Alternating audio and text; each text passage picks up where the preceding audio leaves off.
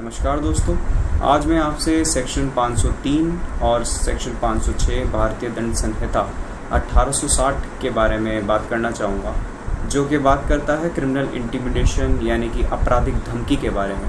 तो जैसा कि डेफिनेशन से हमें पता चल ही रहा है, ये क्रिमिनल इंटिमिडेशन के बारे में बात कर रहा है, ना कि सिविल इंटिमिडेशन की। मतलब अगर कोई व्यक्ति है वो अगर आपके ऊपर केस करने की आपको धमकी देता है और वो क्रिमिनल नेचर की नहीं है, तो that would not be covered under this section. हाँ, अगर कोई व्यक्ति आपको धमकी देता है, आपके ऊपर झूठी FIR करता है, आपके ऊपर झूठे चार्ज लेकर आता है, तो उसके खिलाफ सेक्शन 503, सेक्शन 182 और सेक्शन 211 में उसके खिलाफ कार्रवाई हो सकती है। तो सेक्शन 503 की मैं डेफिनेशन मैनुअल में से पढ़ूँगा। Whoever threatens another with any injury to his person, reputation or property। देखिए दोस्तों, इस पे बहुत इम्पॉर्टेंट है कि हम ध्यान दें शुरुआत में। इसमें एक्टस रियस क्या है, मेन ऑब्जेक्ट क्या है सेक्शन का, थ्रिएटनिंग, डराना, धमकी देना। तो whoever threatens another with any injury to his person, reputation और property। देखिए, जो इंजरी है वो सिर्फ बॉडीली ही नहीं होती, वो रेपुटेशन की भी हो सकती है, वो प्रॉपर्टी ध्वस्त करने की भी हो सकती है। तो सेक्शन 503 तीन चीज़ों को कवर करता है, बॉडीली इंजरी, रेपुटेशन और प्रॉपर्टी। और टू द पर्सन और reputation of any one in whom that person is interested, या कोई ऐसा व्यक्ति जिस पे वो व्यक्ति इंटरेस्टेड, जिसको धमकी दी जा रही है उसमें वो व्यक्ति इंटरेस्टेड हो। मे बी वो उनके परिजन हो सकते हैं, मे बी उनके फादर हो सकते हैं, उनकी वाइफ हो सकती हैं, उनके खुद के बच्चे हो सकते हैं। तो with intent to cause alarm to that person. देखिए दोस्तों, विद इंटेंशन की बात हो रही है यहाँ पे। देखिए, किसी भी एक्ट को ऑफेंस बनने के लिए इंटेंशन होना बहुत ही ज़रूरी है। एक लैटिन मैगजीन है जिसको हम बोलते हैं actus non facit reum nisi mens sit rea. इसका मतलब है कि an act itself does not constitute an offence unless it is done with guilty intention. तो there has to be the requirement of guilty intention, जिसको हम बोलते हैं मेंस रिया, एक्ट को ऑफेंस बनने के लिए। और to cause to that person to do any act which he is not legally bound to do, या ऐसी एक व्यक्ति को धमकी देना कुछ एक्ट करने के लिए जिसके लिए वो बाध्य नहीं है। देखिए, हम इसको एक एग्जाम्पल से समझेंगे। फॉर एग्जाम्पल, जैसे कोई अगर सिविल सर्वेंट है, उसको किसी फाइल पे साइन करने की धमकी दी जा रही है और उसको बोला जा रहा है कि अगर आपने इस फाइल पे साइन नहीं किया तो मैं आपकी रेपुटेशन ख़राब कर दूंगा या आपकी प्रॉपर्टी को ध्वस्त कर दूंगा, तो दैट इज़ क्रिमिनल इंटिमिडेशन। और to omit to do any act which that person is legally entitled to do, या ऐसे धमकी देना उसको कुछ काम कराने के लिए जिसके लिए वो बाध्य नहीं है। तो अदर वे राउंड एक ही चीज़ है ये। As the mean to avoiding the execution of such threat commits criminal intimidation। देखिए, जो इसकी एक्सप्लेनेशन है वो ये बोलती है, a threat to injure the reputation of any deceased person in whom the person threatens is interested is within this section।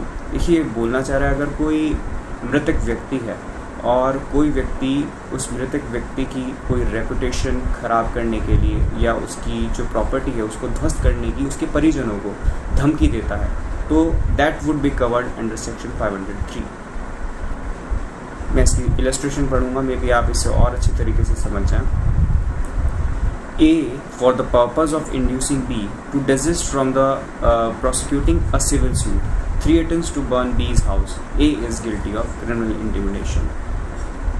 देखिए दोस्तों, जो इसका प्रिंसिपल है, मेन प्रिंसिपल है सेक्शन 503 का, वो यही है कि sometimes anxiety and mental torture are more graver than actual damage. तो दैट इज़ वाई जो सेक्शन 503 है वो IPC में लाया गया है। दोस्तों, उसके जो इंग्रेडिएंट्स हैं, मेन इंग्रेडिएंट्स हैं, वो दो हैं। एक है कि threatens a person with any injury to his person, reputation और प्रॉपर्टी, और दूसरा है the threat must be with intention. तो दोस्तों, मैं इसकी जो पनिशमेंट है वो भी भारतीय दंड संहिता के सेक्शन 506 में प्रोवाइड करी गई है, तो मैं उसको रीड करूँगा। सेक्शन 506 बेसिकली 2 पैराग्राफ में डिवाइडेड है, पैराग्राफ 1 और पैराग्राफ 2 में। जो पैराग्राफ 2 है वो मोर हीनस जो इंटिमिडेशन दी गई उसके बारे में बात करता है, मोर ग्रेवर ऑफेंस के बारे में बात करता है। तो सेक्शन 506 की जो डेफिनेशन है वो ये है, whoever commit the offense of criminal intimidation shall be punished with imprisonment of either description for a term which may extend to 2 years or with fine or with both।